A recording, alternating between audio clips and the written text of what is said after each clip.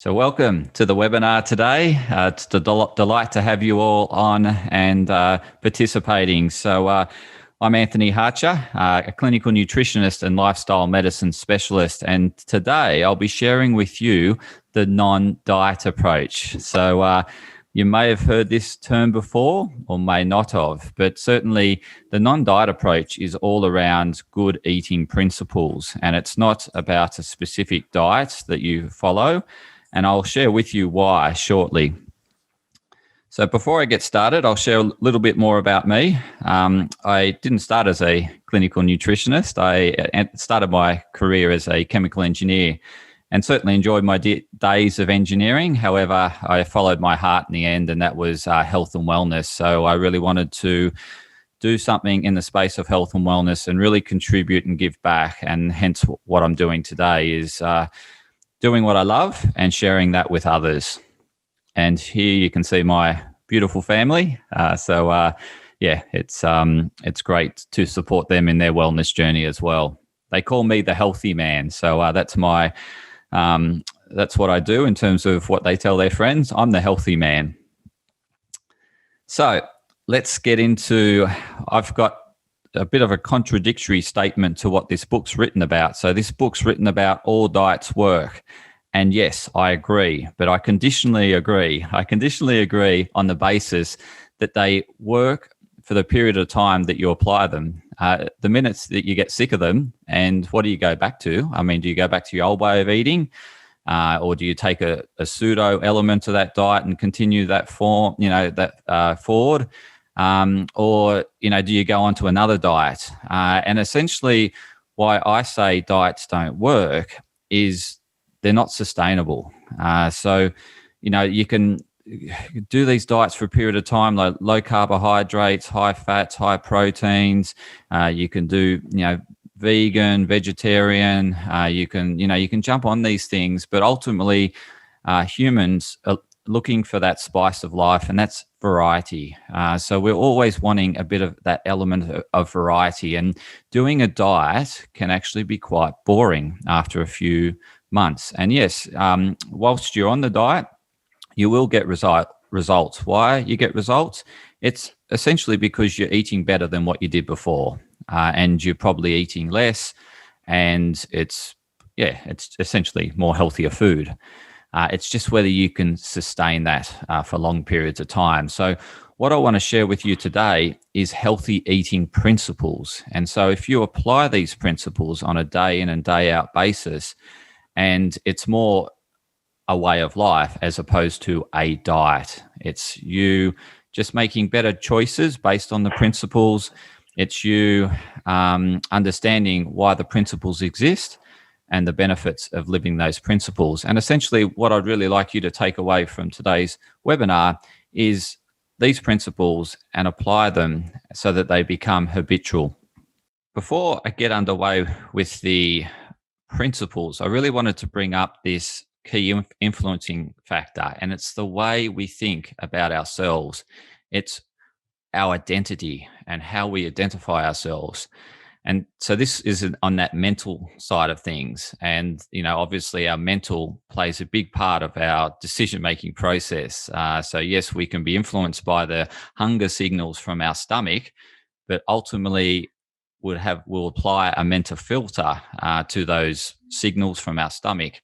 And that mental filter is influenced by our self-identity and how we identify ourselves. And what do I mean by this? So some people can just see themselves as a overweight person, or they may have been given that label. They may have been told that they were fat, or they may be told that they're a skinny person.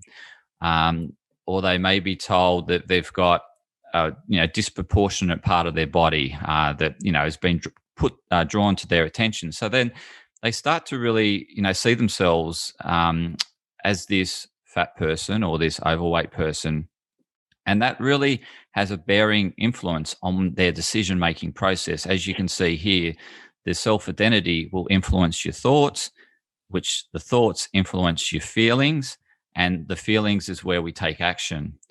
And so if I were to refer back to that person that sees themselves as a fat person, then their thoughts are quite negative, because no one, I mean, I guess there's people that are comfortable with being fat, but then, there's people that are uncomfortable and they don't like that. But the feelings that are drawn when they've drawn themselves, drawn their thinking to being that fat person, is negative. And those negative feelings tend to arise, these negative emotions, which bring about, well, what the heck? I might as well just eat that anyway. It's not going to make a difference because I'm fat, right? So the reason why I'm bringing this to your attention is that you need to create an identity around being healthy. So if you see yourself as a healthy person, therefore that healthy person, when it comes to a decision-making process, will think, well, what does a healthy person choose on that menu? And I'm identifying myself as that healthy person, and therefore that's the decision I'll make. I'll choose a healthier choice on the menu. And so this really plays a big role in our decision-making process on a day-to-day basis. So I just wanted to bring that to your attention because I really want you to identify yourself as the person you want to become and start living that person that you want to be. And that being, I'm sure you want to be a more health conscious person and make more better decisions around nutrition. So therefore, identify yourself as that healthy person and start walking the talk, so to speak. And that will really help you remove yourself from previous identities. It isn't that easy. If you need help, I can certainly point you in the right direction in terms of how you can help shift this thinking. However, it does require a shift in thinking. And, some people can do that themselves. Other people need some help in doing that. But it's important because that can really sabotage your progress, because you can start well, but then if this identity becomes overwhelming again, the thoughts become overwhelming feelings, and then the actions you take won't be great. Okay, so let's rip into the principles. So I've got the principles listed here, and I'm going to talk to each of these principles and explain them to you. The first principle being the prioritization, which leads to being prepared. The second principle around traditional way of eating, and that being a real mindful relationship around food and that real strong connection with food and having food with others. So that's a really important principle that we are very distant from today. The third one is around balance and moderation. So balance and moderation in these three areas, which I'll explain. So don't be too concerned if you don't understand them. I'll certainly explain to them. And then the fourth principle here is the one around energetic nature of food. And certainly traditional medicines such as Chinese medicine, Ayurvedic medicine, which is the Indian form of traditional medicine, they very much orientate their eating around the energetic properties of food. And so I'll bring that up because it's important, because it really helps the digestion of that food and the assimilation of nutrients. Because I certainly see people in clinical practice where they have good diets, but they're presenting with health concerns. And most of the time it's because they're not assimilating or absorbing the nutrients. And then again, it gets back to our Western society and the lifestyles we're living. So onto the first principle. It really, it needs to be a priority. I mentioned the mindset side of things. So you need to prioritize your health. Otherwise, nothing happens. It's just a nice to have. And yeah, so this prioritization is first and foremost because you need to have that priority in place in order for you to make the right decisions on a daily basis. And when you have the priority in place, you then dedicate time in your diary to do things around your health. When it's not, then everything else will get in the way. It will, yes, I had the intention to do it, but hey, this has popped up, and then therefore my health priority has been superseded by this other priority. So you really need to put your health as number one, because at the end of the day, it's the most important thing to you is your health. and a nutrition is an element of your health. So put aside the time and actually invest time in planning out your week. And so this investment of time in terms of planning out your week is investing time in as to what you're going to buy at the shops. Often people go to the shops realizing they haven't got anything in the house, but they haven't thought about it. And so what grabs their attention is the products that are most well advertised and marketed, or at a half price discount. And they're generally not the healthiest products. So we certainly want to go to the shops well prepared, have a list. And I'm talking really basics here, but they're not being applied because, first of all, we don't prioritize, our shopping, or we don't prioritize what we're going to shop for. And therefore, we get caught out and advertising misleads us. So I think it's really important to have the plan. I'm going to talk about what you should have on your shopping list in the coming slides, but I really want to, again, emphasize this mental side of things. It's, having health as a number one priority and enacting on it, putting aside time in your diary. And what I mean by that, putting aside time for shopping and shopping well. And secondly, obviously preparing what you're going to think, prepare the foods that you intend to cook during the week. And that requires that it could require putting aside some time on Sunday to actually prepare food for the week. So hence putting aside the time is important. And this comes down to this last point here around batching. So if you're time poor, yes, you can still be time poor and find time for health and do it well and time efficiently by batching food. What I mean by batching, it's essentially thinking, well, I'm going to have chia puddings for the week, for example. So I'm going to make up a batch on Sunday. So therefore, I wake up in the morning, I've got chia pudding I can grab out of the fridge. It's ready. I don't need to muck around with any preparation. Same with your meals for the week. You can prepare meals ahead that you pull out of the fridge and just heat up when you get home. It's often we get caught out when we're just, last minute, we're thinking, I've got nothing in the fridge, I've got to go and buy something, and then I don't have time to cook it, so therefore we'll just get takeaway. So it really comes down to this prioritization and preparation is really going to set you up for success, just like anything else. In terms of business success, in terms of sporting success, it requires these two elements, prioritization and preparation. So the next principle is on this traditional and mindful relationship with food.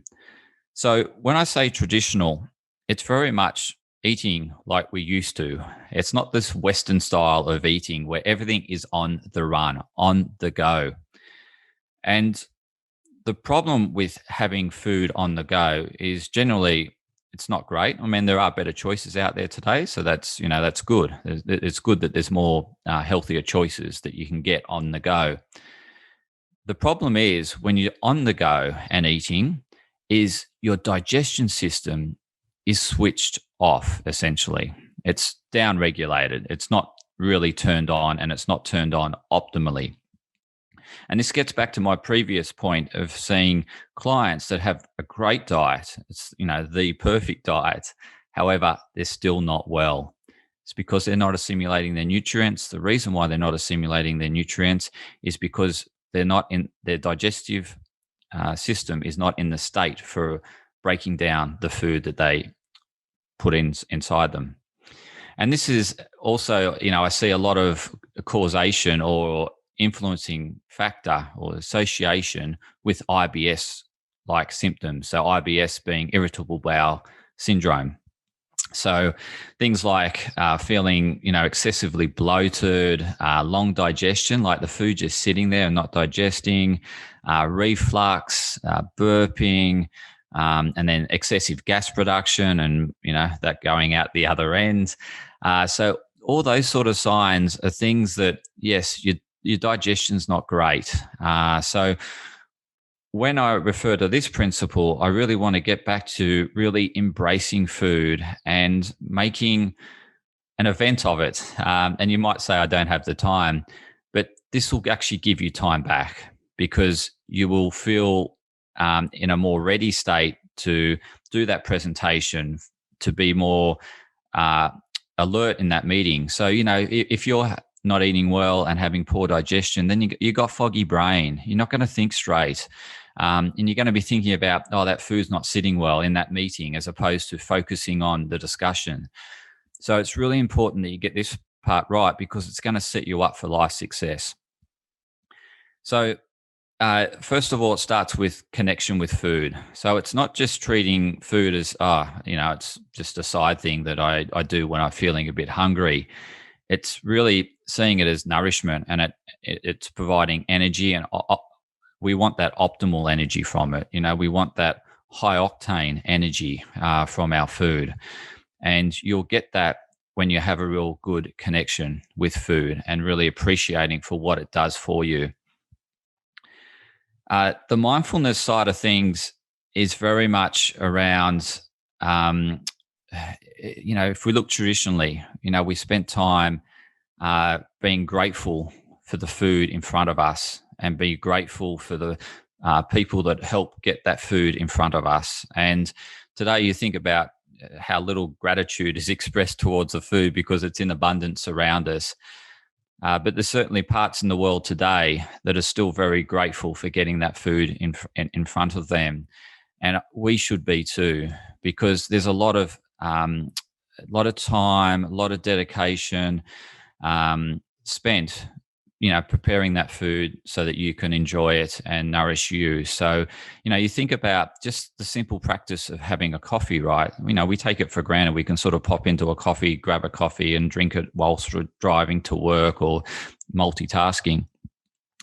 But what goes into producing a coffee is huge in terms of the people that prepare the crop. It's harvest. It's then, roasted. It goes through a process of roasting. It's then, bagged. It's then, shipped. It's then, then we then crush the beans, and, so there's a whole process of then preparing the coffee. And so you think about that journey that the coffee makes. Same with chocolate. We should really appreciate everyone that's put their love into putting it in front of you. So this is a very important concept, because the more connected we are with food, the more grateful we are for the food in front of us, the slower we eat it and the more we enjoy it. So I often, talk to clients about their binge eating, right? So binge eating's become a huge thing out of COVID, because, food gives us comfort, we and helps relax our nervous system. And so we tend to overeat when we're unease, or when we're anxious, or when we're stressed. So binge eating becomes this big issue when we're highly stressed. And I often talk to these people about this concept of mindful eating, and about ask them how fast they eat, and really draw their attention to it. And I say, how many times do you chew your food before swallowing it? And often, it's a few chews and it's swallowed. And hence, that's putting a load on the rest of the digestive system, because the digestion starts in your mouth.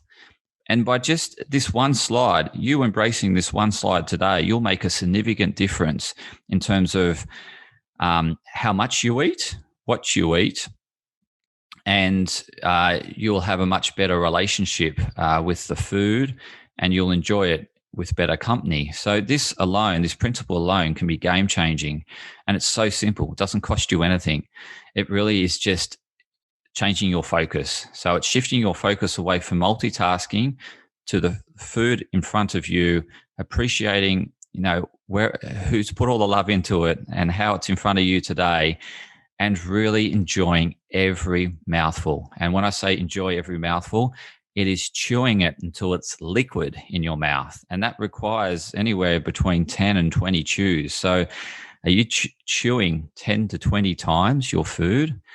If you do that and chew until liquid, that's where you have all the enjoyment of food. So that bit of chocolate, that one bit of chocolate, if it melts in your mouth and you allow it to melt in your mouth, you will feel very satisfied. It's when we're mindless, and this is, around anything that's, we enjoy. For example, could be chips or ice cream or anything like that. Yes, I say enjoy it. Absolutely. It's one of the joys of life. I don't say take it out of your diet. I say do it in moderation. And the way you can do it in moderation is through this principle. It's actually connecting with it.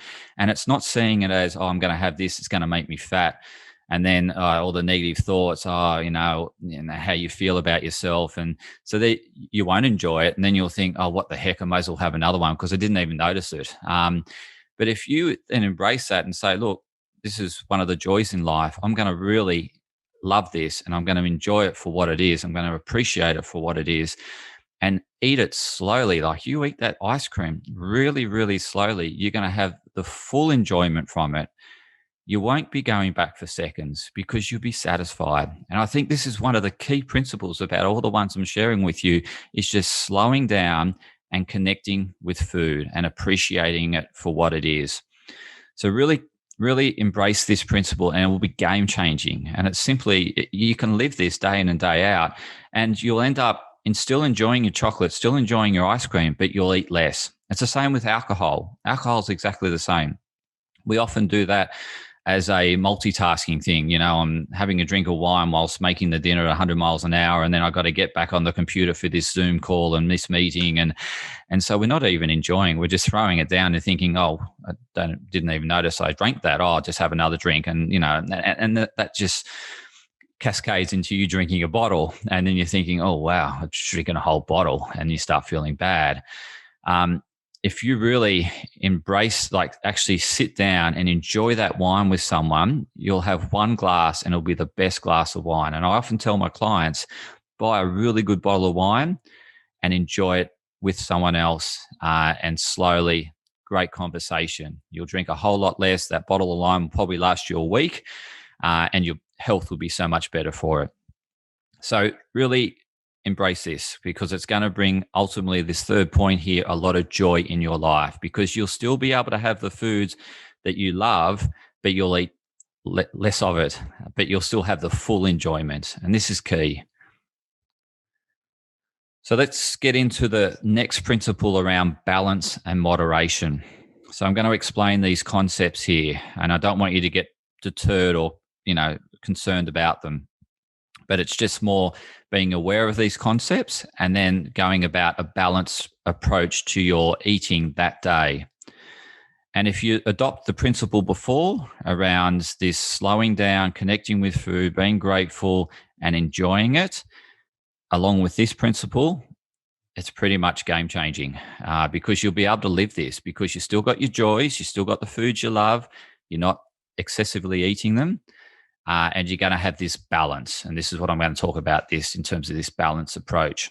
Because what happens when we adopt these diets is that the pendulum swung one way or the other. So, low carbohydrates. So you're basically going extremely low carbohydrates. So you swung the pendulum one direction. I'm going to go keto, high fat. So you swung the pendulum the other way. And so that creates nutritional deficiencies. And this is the problem with these diets. They're unsustainable, not only because you can't comply with them long term, they're unsustainable from a health perspective because of the nutritional deficiencies that are created. Our ancestors didn't do this, jump on this keto and then jump on this greatest fat and the next one. They just ate this, the same foods that were available in a moderation approach. They enjoyed it with one another and they didn't have this obese, overweight problem. And we too can avoid this if we just adopt these principles and get back to the basics. So there's no rocket science in what I'm presenting. It's really getting back to the basics, embracing them, making them habitual and being consistent. That's all it is.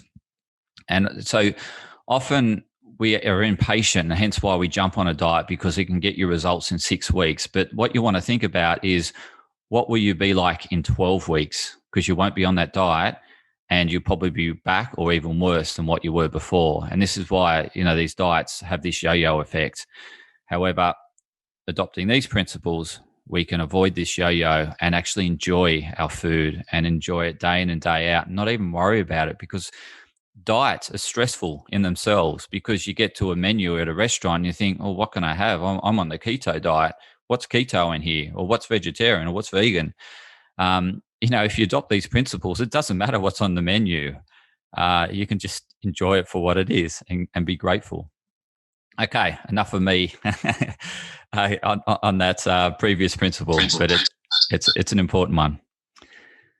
So just on this one of balance and moderation. So let's start with acid and alkaline. So this is how foods metabolize in our body, and ultimately we want this balanced because if we don't balance it from the outside, our body has to work hard from the inside to get this balance.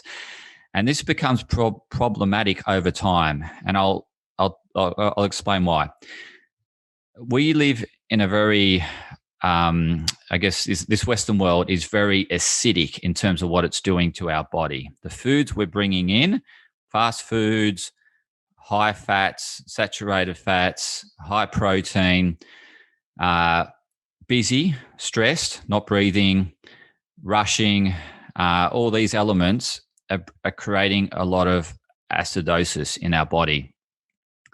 Acidosis over time, it becomes inflammatory. And you've probably heard of all these inflammatory conditions. It affects our metabolism. So it will, eventually cause metabolic diseases.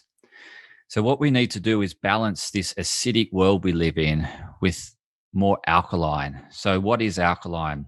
So acidic is very much high protein, excessive amounts of protein. And we do that because it's protein so readily available. But back traditionally, our ancestors, it wasn't so available. And so they ate less of it. And we don't need huge amounts of it. We only eat huge amounts of it because it's so available and it's relatively cheap compared to what it used to be. So we don't need to eat as much meat and protein as what we do today. Like what's and again, what I'm talking is in general terms. So I'm just talking to the generalization, not specific to your circumstances. So, for example, how much protein do you need? The pub will present you with half a plate of steak, right? What you need in terms of steak on that plate is your palm. Your palm, simple as that. I mean, obviously it's different for elite athletes and people that are, in the bodybuilding game or something like that. But generally, we just need the palm of our wrist in meat protein, right? And you think about what the pub serves up. It's more like probably, nearly two hands. So, excessive amounts. And therefore it's very acidic what's on that plate. What's alkalizing is fruit and vegetables. What we're not eating enough of is fruit and vegetables. So we need to find this balance between excessive protein and fat consumption, which is very much that fast food. KFC is a classic example. Very meat orientated, cooked in saturated fats. So extremely acidic. We need to find this balance where, yes, it's okay to have an acidic meal, but then you want to make sure your next meal is predominantly alkaline. So what's an example of that? So if you have like eggs for breakfast with a bit of bacon, not much vegetable, then that's quite an acidic breakfast. You want to make sure your lunch is a salad to balance that breakfast, to help the body. Because if the body's not helped with this acid alkaline balance, guess what it does? It actually gets minerals from your bone to buffer the blood. So the blood needs to be maintained in a real narrow pH, which is this acid alkaline balance. And in order for the body to be balanced within that narrow pH range, the blood, it will absolutely demineralize bone in order to buffer that blood so that you stay alive, because the body's priority is you staying alive. Your body's not worried about osteoporosis. Your body's all about keeping you alive in the here and now, and that's what it will prioritize. So hence, if you feed yourself lots of acidity over periods of time, over decades, yes, it's going to promote diseases like osteoporosis, poor bone health. So we need to balance this very acidic diet with more alkaline foods. So I'm going to show you a plate on the next, and that will help with the visual people on the next slide. in terms of this next principle around macro and micro, macronutrients are your fats, carbohydrates, and protein. Again, on the next slide, I'll show you what that looks like. So it's just balancing, making sure you're getting a good balance of fats, proteins, carbohydrates. That's simple. And if you eat whole forms or lean forms of fats, proteins, and carbohydrates, you won't need to worry or stress about the micro. So the micro are the vitamins and minerals that are heavily promoted today, right? If you eat a fast food diet and lots of rubbish, there's very, very little micronutrients because they've been stripped from the true, where they were. So in carbohydrates, for example, and this is why they say eat whole grains, because it's the husk, it's the outer coating, which is stripped in processing. When we're making white bread or we're making, white rice or, it's stripped in this processing part. So what they do is essentially take off the husk because the husk is fibrous. And ultimately, the taste is probably going to come from the endosperm, which is inside, and that's the carbohydrate, because that's what we start breaking down in our mouth. So we connect well with carbohydrates in our mouth. So fats and carbohydrates start breaking down in the mouth, and hence we have a natural gravitation towards fats and carbohydrates. You see it all the time. Ice cream, what is it? Fats, carbohydrates. So you'll find, what's chocolate? Fats, carbohydrates. Carbohydrates in their simplest form are sugars. But if you're eating them in their whole form, they're complex carbohydrates. So the body needs to break them down and do work. And in that whole form, this husk that I was referring to before, that's often stripped in the processing, contains the minerals and vitamins that you need to support the chemical reactions in your body. So they partake in the chemical reactions, and you need them for your mental health, you need them for your digestive health, you need them for your immune health, you need them for your reproductive health. But what we can do is just focus on the macro. So in terms of where your focus needs to be, it's more alkaline because there's automatically a lot of acidity in the Western world. So we just need to draw a focus to alkaline. Alkaline, focus on whole macros. So whole grains, legumes, nuts and seeds. That's your sort of carbohydrates element. A bit of protein in some of them as well. In terms of your protein, yes, it can be animal, but make sure it's lean, or fish. And then on the fat side of things, we're talking plant-based fats. So your olive oil, your avocado oil, your grapeseed oil, or your coconut oil. So all them, or, simple as butter, right? But real butter, not margarine. Margarine's processed. Okay, so focus on getting whole foods from the macros, which is your protein, carbohydrates, and fats. And if you get the whole form, the lean forms, you'll get the micros, the micronutrients. You don't need to focus on that. It's what we need in small amounts. We need the macros in large amounts. In terms of variety and color, you focus on both. So what I mean by variety and color is essentially if you've had bread for breakfast, don't have bread at lunch and don't have bread at dinner. Just, you've had bread at breakfast. At lunch, maybe have a rice or a grain dish with salad or something like that. Dinner, you can have potatoes and, other forms of potatoes, carrots, beetroots. They're all carbohydrates with greens. And then you can have your meat. So it's really just getting in as much variety. And what we encounter very much today is lots of just mono focus, is just having the same thing over and over again, and you're not getting enough variety. Why is variety important? Because it's going to give you a variety in the micronutrients you need, the vitamins and minerals. So you'll get, by eating a variety of foods, you'll get a variety of vitamins and minerals. And the color, it also helps us to, so when we have stir fry or salads, we want to look for as much color as possible. And, if we're putting together something ourselves, grab different colors, mixing colors. So that's an easy way to go about it. Just a mix of colors, variety of food, so you're not having the same food all day, and mixing it up. And the variety is important because it really helps the gut health. So different bacteria feed off different foods. By you having a variety, you're supporting that healthy gut bacteria. If you go like ketone and high fats, the only bugs you're supporting are the fat-loving bugs and the poor carbohydrate-loving bugs that also help you and produce minerals and not minerals, but vitamins for you. They're being starved. And so this is why, keto is just an extreme diet. Okay, so let's get into what this plate looks like. For those visual people, this will be really helpful. So, I was talking about alkaline and acid. So let's get back to alkaline and acid. So this side is alkalizing, right?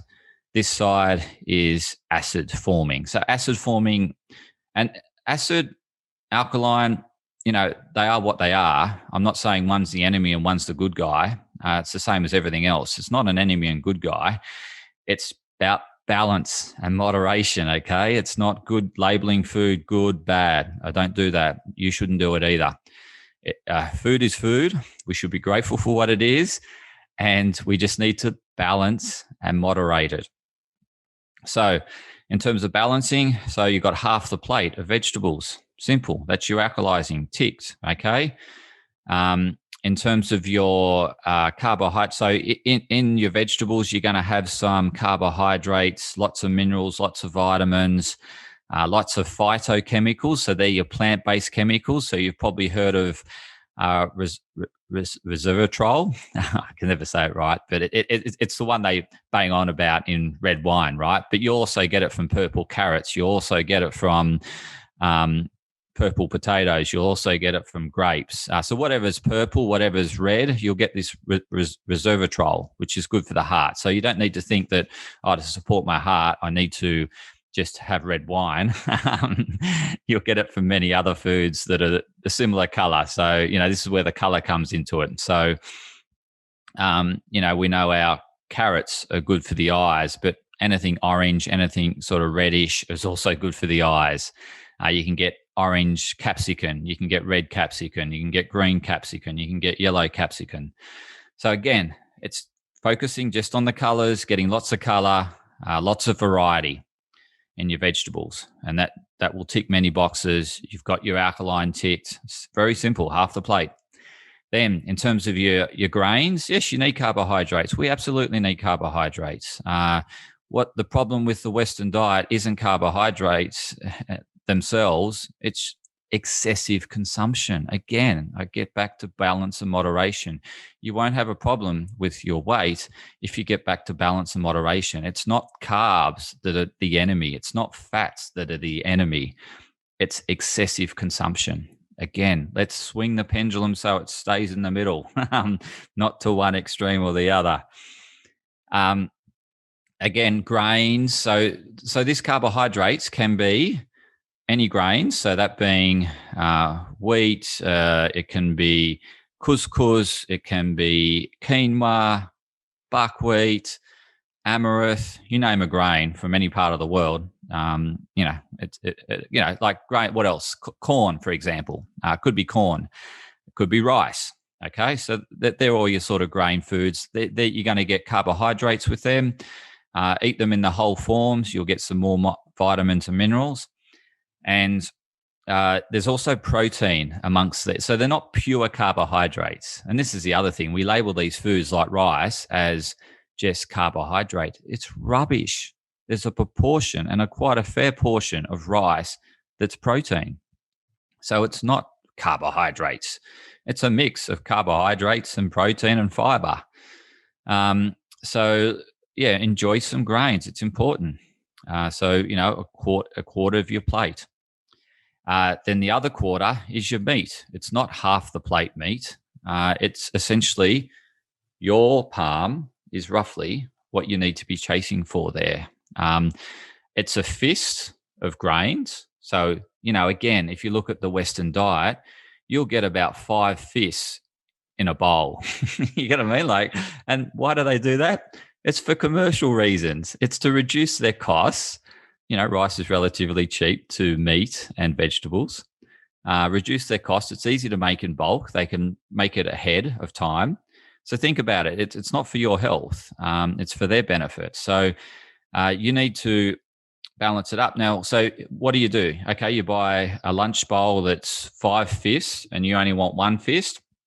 Eat 1 fist, put the rest in the fridge and have it another day. It will last 2 or 3 days. So you can heat it up. So you don't need to eat it all at once. We do have refrigeration, so utilize it. So 1 fist of rice, that's moderation, a palm of protein, and you're wanting at least 2 fists. And if I say, if you're going to overdo anything, overdo the veggies, okay? You can overdo veggies simply because there's not a lot of calories in vegetables. They bring a lot of fiber, so they bring a lot of satiety. Satiety is fullness. Eat them slow, you'll get full from eating these fibrous vegetables.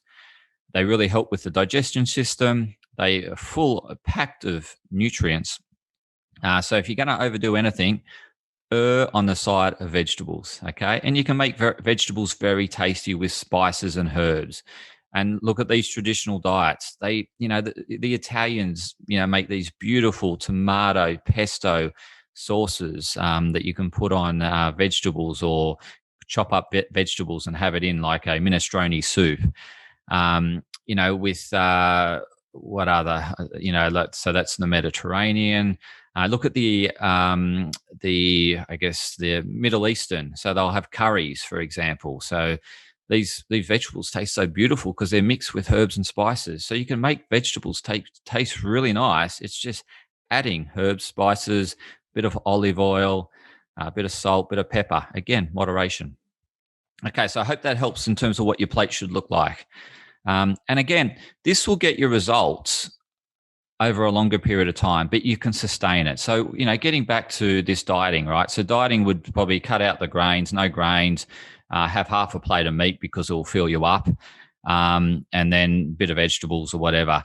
Again, it's disproportionate in terms of what your needs are as a human being, and unsustainable. Yes, it gets you quick results, but what are you going to go back to? This is something that if you just follow these principles and consistently apply them, yes, you will achieve your health goals over a longer time frame, but you'll maintain them. And it's the maintaining is what you want. You want the goal, but just allow yourself time. Okay. Be patient. It's delayed gratification. Implement these good principles, apply them consistently, habitual. Over time, they will get you results. I can assure you. It's clean eating. It's whole eating, it's enjoying food, and you're just living basic principles. Okay, I've got some more detailed slides here. I've talked a lot about this, but along with the recording, I'll also share the slides with you just so you've got reference material. So here, I've broken down the macros, the carbohydrates, I should have underlined that, protein and fats. So carbohydrates focus on whole forms, okay, whole grains, legumes, nuts, seeds. Lean protein, so you want to look for animals that are moving a lot. So the animals that move a lot in nature, quite obvious. They're chickens, they're kangaroo, they're deer, game sort of meats are very lean and very good protein sources. It's your more sedentary animals that will contain a lot of saturated fats. Fish, it's your smaller fishes and your oily fishes is what you want to focus on. So it's like your sardines, your mackerel, your salmon, your anchovies. They're the, go-to fishes. But most fish is really good. It's just the larger fish animals, there's a question mark about how much mercury they contain. And but look, in moderation, it's not going to kill you. Just if you're just having tuna all the time as your fish, then yes, I don't think that's great. I think mixing up your fish, again, variety, lean meat, and then you've got your vegetarian and vegan forms for for ethical reasons, choose not to have animals, so that's perfectly fine. Then you want to be mixing your legumes, grains, nuts, and seeds in order to get your complete protein, which is what you need, is all the essential amino acids. So essential amino acids are ones our body can't make. Okay, so non-essential amino acids are the ones our body can synthesize. The essential amino acids is that you need to have them in your diet. And in order for vegetarians and vegans to have them in your diet, you need to be mixing up your legumes, grains, nuts, and seeds. It is a must. Otherwise, you will become protein deficient. If you're having animal products, it's not an issue, because animal products contain all the essential amino acids.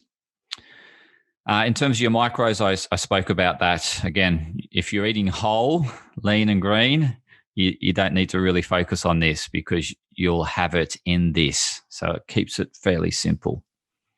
If you're eating a lot of fast foods to satisfy your macros, then yes, you need to focus on this. And this is where supplementation comes into it.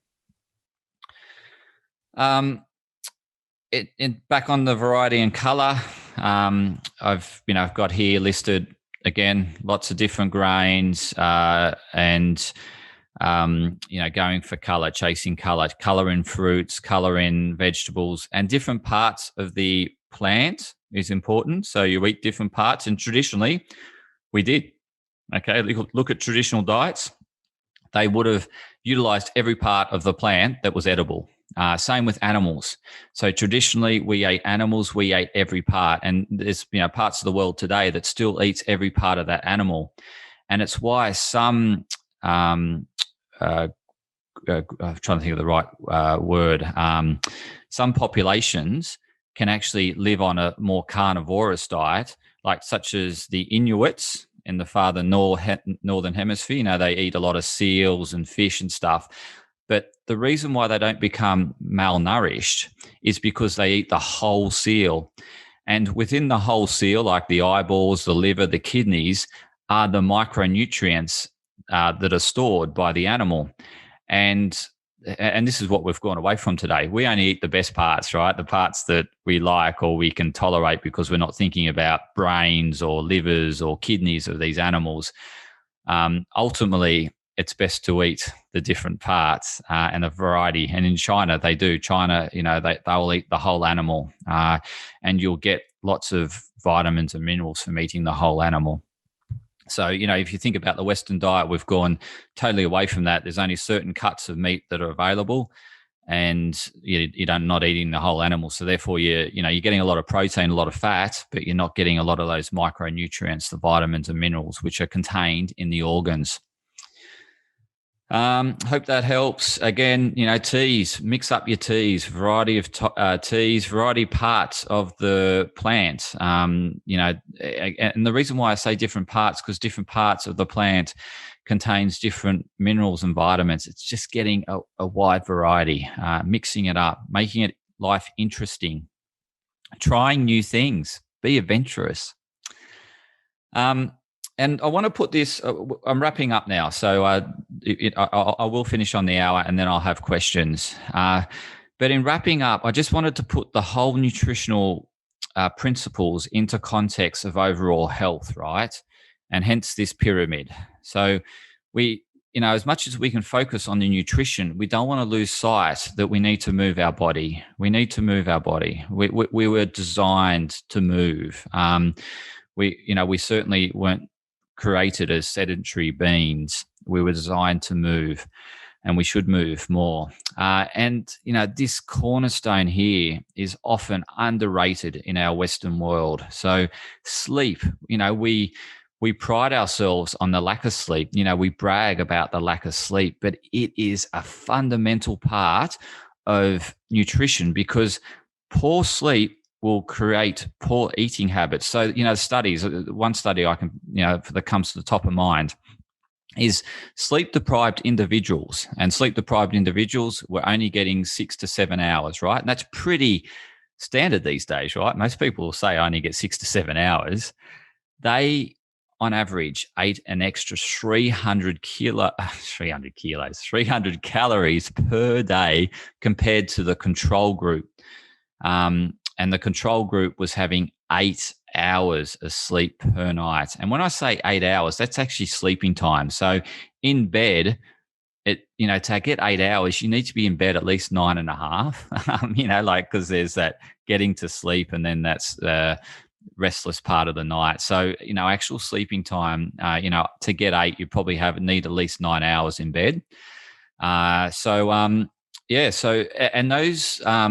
those that ate the 300 extra calories, so this is a sleep deprived population, the calories they ate were the unhealthy ones, such as the fast foods, right? So we have a greater propensity to eat bad foods when we're sleep deprived. So it feeds into our nutrition if we're having bad sleep. So, it's important. Get a good night's sleep. It will make the eating decisions the next day so much easier. You'll make better decisions. Again, mindfulness, I spoke about that. We live in this very stressed state, and in a stress state, our digestion is down-regulated. Okay. It's basically, it's not a priority, right? In a stress state, the priority is pumping the heart, getting the oxygen to the muscles of the legs and arms. So it's all about, and this is why we put on weight around our abdominal area. It's because from a survival mechanism, we need to have lean arms and legs in order to get away, right? So, we can put a bit of protection around our abdominals and it protects the organs a bit. But the body will prioritize fat in that middle section above all other areas because, we want to be more lean in the arms and legs to get away from the animal. Relationships cannot be underestimated. And again, we live in this virtual world. We live in this social media oriented world, and we don't have enough face-to-face and physical connection. And again, COVID hasn't helped with this either. So we're even more deprived in terms of our ultimate, face-to-face connection. So we certainly want to make an effort in the relationship areas now that, things are easing and the prognosis is looking a lot better around COVID-19. We want to have mindful practices. Mindful practices is just being in the presence. So it doesn't mean meditation. Those that are religious, prayer can bring you into the presence. You can get in the presence by doing sport. You can get in the presence by doing your favorite hobby. You can be in the presence by just hanging out with your grandchildren or your children. Because kids are very present and they'll draw you into their presenteeism because it's so contagious. It's so much fun when you're present and you see kids having loads of fun, lots of laughter because they're so present. They're not thinking about what I need to do tomorrow or this deadline. They're just thinking in the here and now and enjoying the here and now and enjoying the company of who they're in the here and now with. And sleep. So I just wanted to put everything into context before I open it up to questions because I am very much a big believer in holistic health and how important it is for ultimate assimilation of nutrition. This all works like clockwork and it all needs to go together. You can't just focus on one clog and leave the other clogs behind because all the clogs work together. Like our body, it all works together. So we need to really focus on the bigger picture.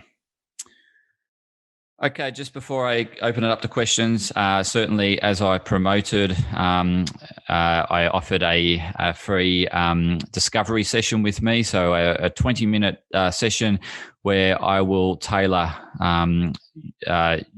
nutrition to your health goals by implementing these principles. I don't give you a diet. So just email me. My email address is there. If that's not for you, but you liked what I presented today, then stay connected because I have lots of webinars uploaded on my website. I have a podcast channel, which is also available on my website. It's me&my Health Up. If you want to look that up on your iTunes or on Spotify, on Google Play. So I have an ongoing podcast, an episode every week on holistic health. And I also very active on social media in terms of sharing tips on health and wellness.